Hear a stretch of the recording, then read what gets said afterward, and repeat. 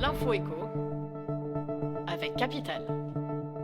Le chiffre du jour, 4368, c'est le nombre d'immatriculations de véhicules électriques enregistrés en France pour le seul mois de novembre 2018. Dans le détail, 3541 véhicules particuliers et 827 utilitaires légers électriques ont été mis en circulation selon l'Association nationale pour le développement de la mobilité électrique. Des chiffres en augmentation de 102% par rapport à novembre 2017, alors que le marché auto global a enregistré un recul de 5% au mois dernier. La grande gagnante est la Renault Zoé, qui représente plus de la moitié du volume total des immatriculations de véhicules particuliers électriques.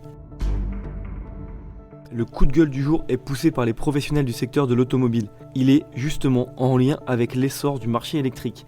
Le nombre de demandes de primes à la conversion a explosé ces derniers mois. Pour rappel, elle est versée sous certaines conditions pour l'achat d'un véhicule électrique ou hybride rechargeable, neuf ou d'occasion. Mais voilà, dans le cas de l'achat d'un véhicule neuf, ce sont les concessions qui réduisent la facture en déduisant le montant de la prime avant de se faire rembourser la différence par l'État. Problème, des milliers de professionnels l'attendent toujours alors qu'elle est censée arriver, au plus tard, le 15 du mois suivant l'achat.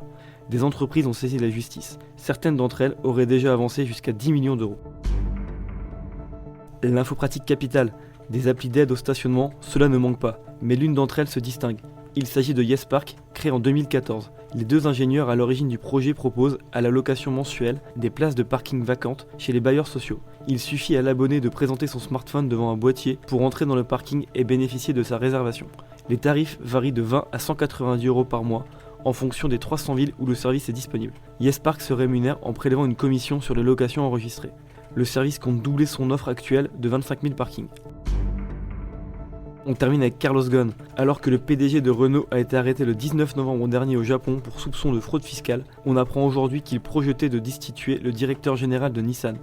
Selon le Wall Street Journal, avant l'affaire, Carlos Ghosn reprochait au directeur général les mauvais résultats de Nissan aux États-Unis et des problèmes de qualité récurrents sur certains modèles. Finalement, c'est bien Carlos Ghosn qui a été démis de sa fonction de président de Nissan suite aux résultats de l'enquête menée par le constructeur japonais. Cela faisait déjà plusieurs années que les dirigeants de Nissan dénonçaient l'influence de Renault sur leurs décisions. C'était l'info éco avec Capital.